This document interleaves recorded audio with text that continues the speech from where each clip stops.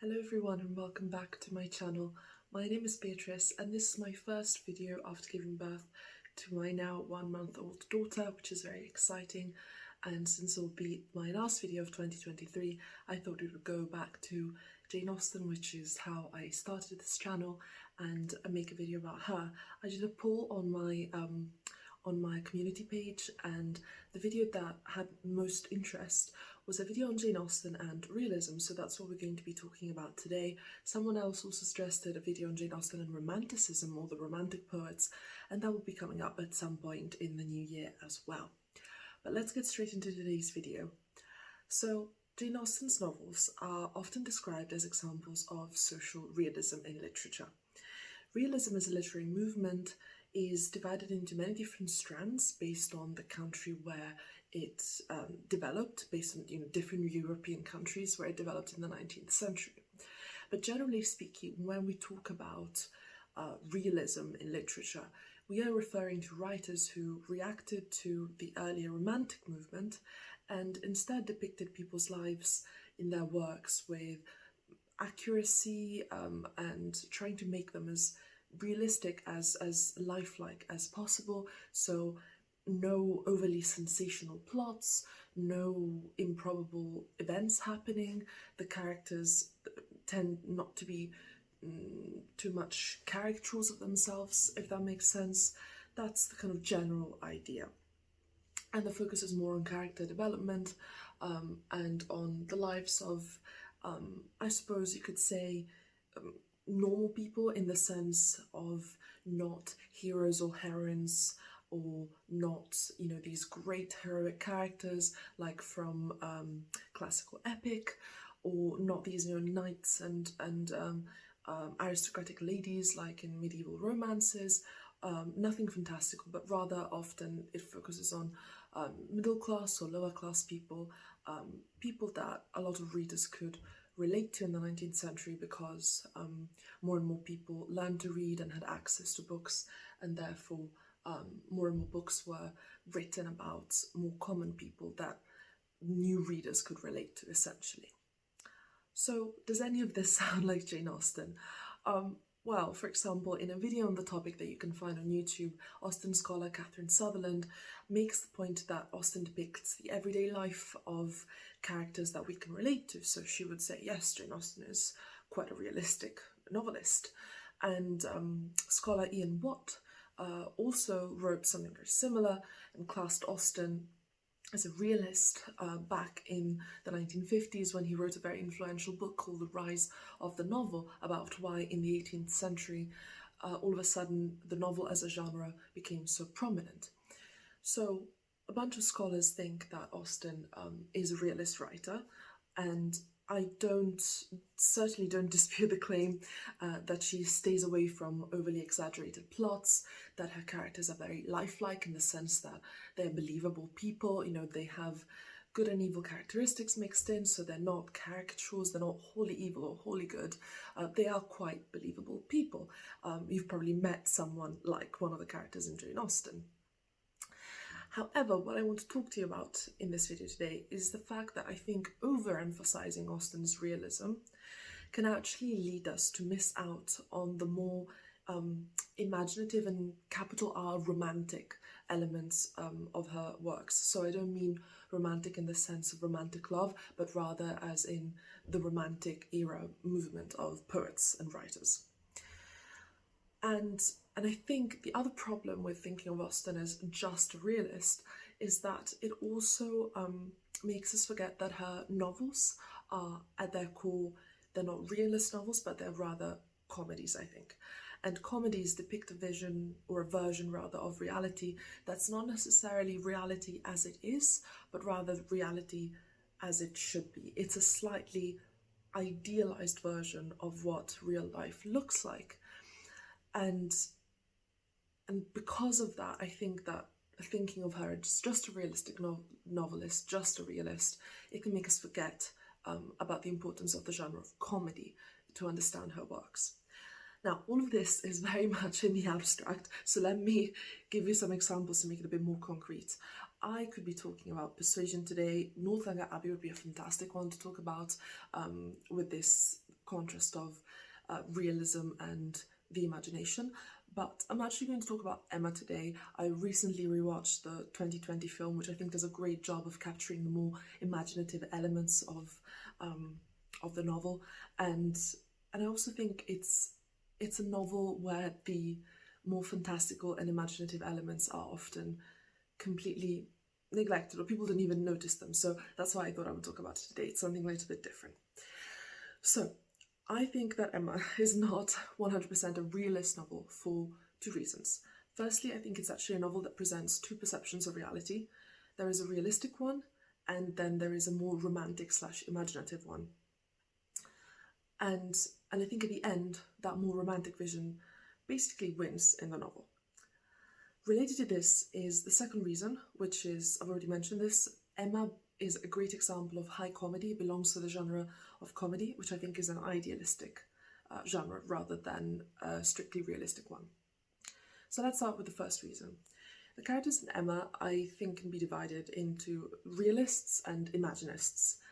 Characters that are more realists, I suppose, are characters like Mr. Knightley for sure. Who else? Mrs. Weston, someone like her. To some extent, even Mr. Elton, although he can be very silly, he's also very sensible in the sense that he knows he needs to marry well. So even though he's very silly, he still is someone who is very realistic about his financial situation, and his priorities are very much with that more realist vision of reality. He's not going to marry for love, he's going to marry for money. And then someone like Mr. Knightley, he's not mercenary like that, but he's a realist in the sense that he is very grounded and very sensible. He's under no romantic illusion, for example, that Mr. Elton will really marry Harriet Smith. He is someone who recognises that the world a lot of the time revolves around financial motivations, and so he recognises that Mr. Elton will likely not propose to Harriet way before Emma realises that. And then there are the imaginists. Obviously, Emma herself is described by Austen's third-person narrator as an imaginist. She is always conjuring plans for her friends to fall in love and arranging marriages, and she can basically construct a whole reality in her head out of very little information, like when she is convinced that Harriet is going to marry Mr. Elton, or then later she imagines that Emma is in love with Frank Churchill. No, sorry, that Harriet is in love with Frank Churchill when she's in fact in love with Mr. Knightley, for example. And she even thinks that Jane Fairfax is in love with her married friend, Mr. Dixon, and that he's the one who sent her pianoforte. So she imagines all these scenarios that don't turn out to be true. Much like Austen herself, then, Emma is really good at writing fictions within the novel in which she's actually a character.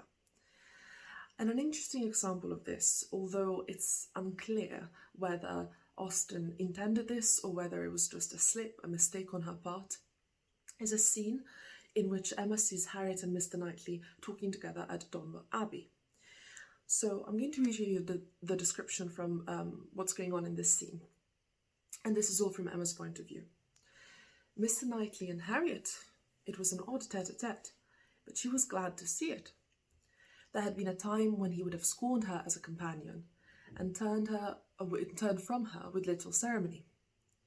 Now they seemed in pleasant conversation. There had been a time also when Emma would have been sorry to see Harriet in a spot so favourable for the Abbey Mill farm. But now she feared it not. It might be safely viewed with all its appendages of prosperity and beauty, its rich pastures, spreading flocks, orchard in blossom, and light column of smoke ascending. As Professor John Sutherland points out in his really, really amusing and charming book, Is Heathcliff a Murderer? Puzzles in 19th-century Fiction, the timing of the book does not correspond with the description of nature in this passage. Let me reread that final sentence, or that final line rather, where nature is described. Its rich pastures, spreading flocks, orchard in blossom, and light column of smoke ascending. By this point in the novel, we should be in June. But the apple orchard is described as being in blossom or in bloom, which should happen in May. There's also a column of smoke, and even in very cold British summer, that seems a little bit much in June. Now, one possibility is that Austen simply got this wrong and just confused the timeline of her novels, although I find that hard to believe because she planned all of her novels so carefully.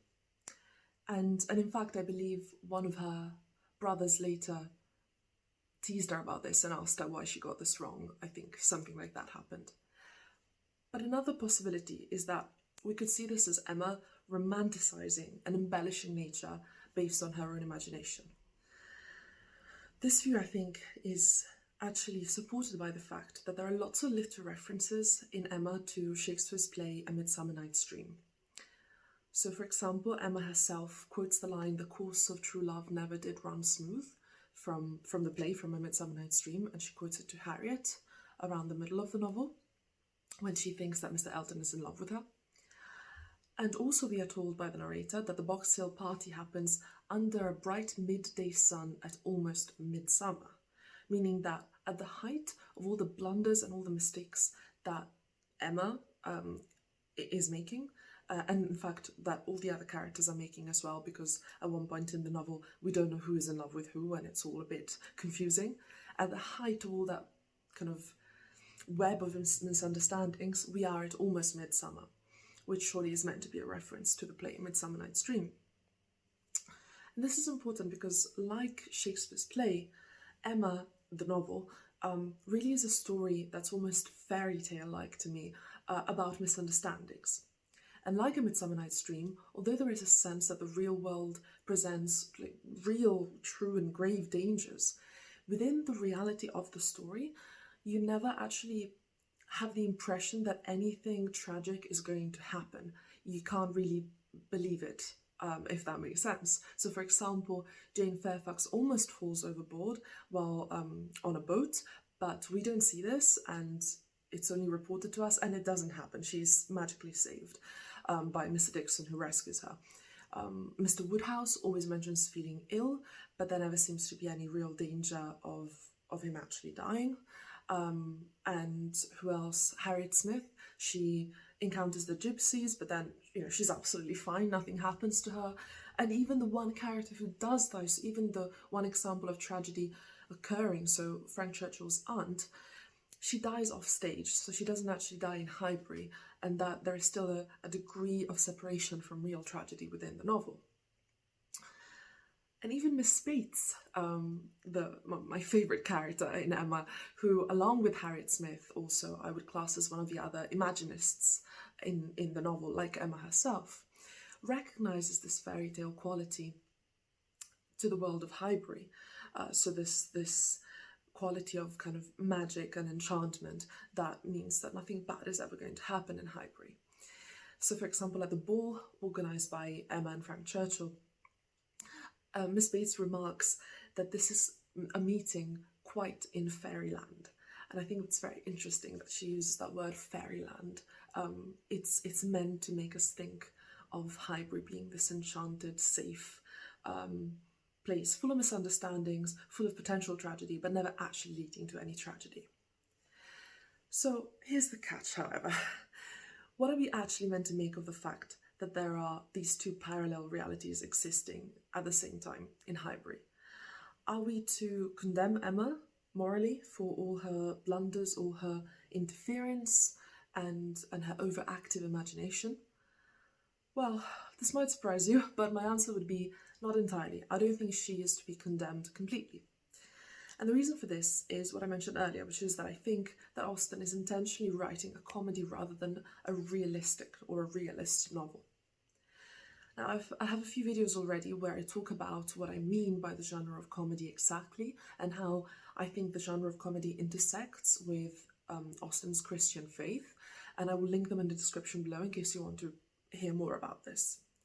But the basic point I want to make today is that in comedies, order triumphs, tragedy is averted, and normally a marriage re-establishes a sense of peace in the community by the end.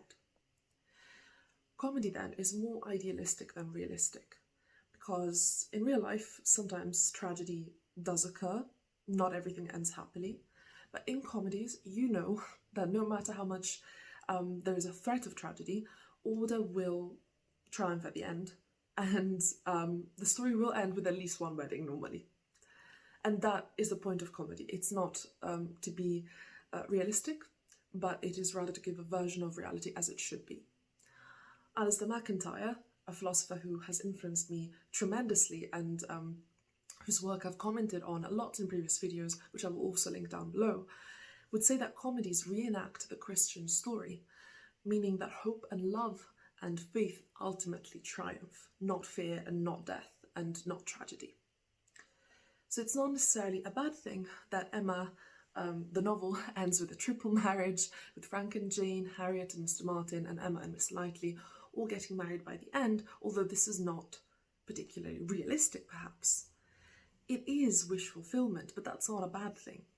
The point is that we have to be able to imagine a world where goodness and love triumph in order to work towards it. And so I would say, even though Emma does make mistakes due to her, hyperactive imagination, her intentions are good, and her comedic imagination, her vision of a hybrid full of happy couples is ultimately vindicated. Sure, she needs to learn to be more mature and to realize that she has been blundering, but I think there is something inherently good about her wish to see an ordered, happy society full of happy couples and strong families, essentially, and her vision does triumph by the end.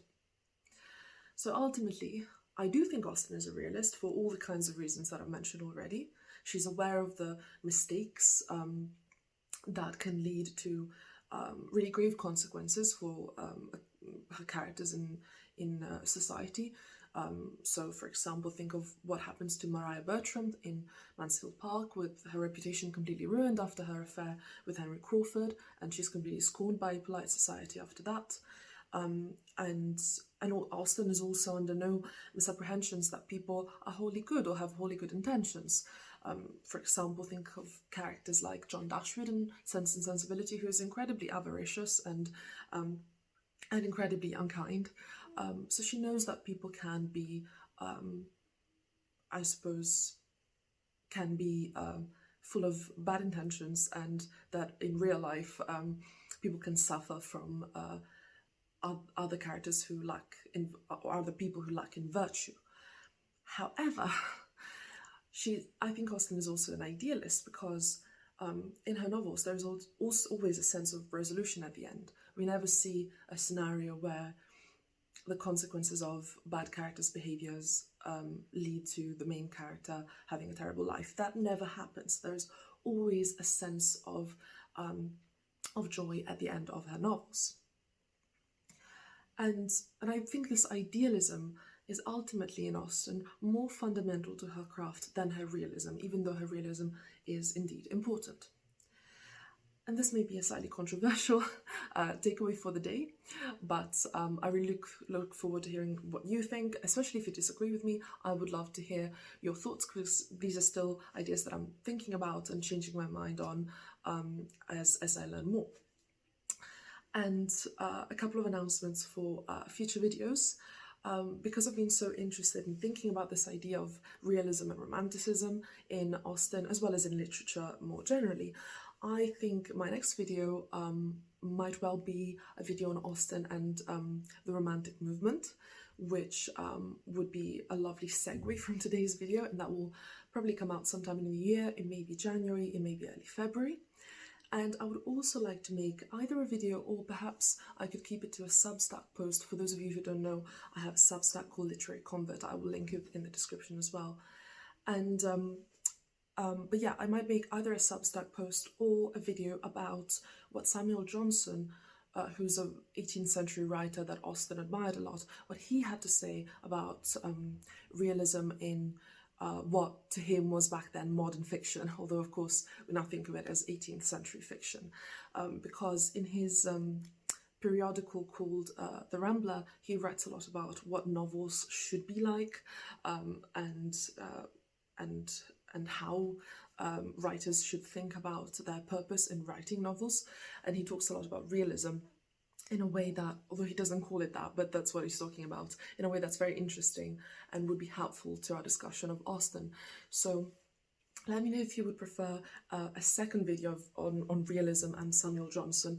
If not, I might just make a Substack post about it, and I will definitely make a video on Austen and Romanticism. Let's pause here for today, especially because I can hear my newborn starting to stir and probably want to be held very soon. So I'll pause here for today, and I hope you have a really lovely Christmas. Please, as always, leave suggestions for what you would like to see in terms of future videos down below.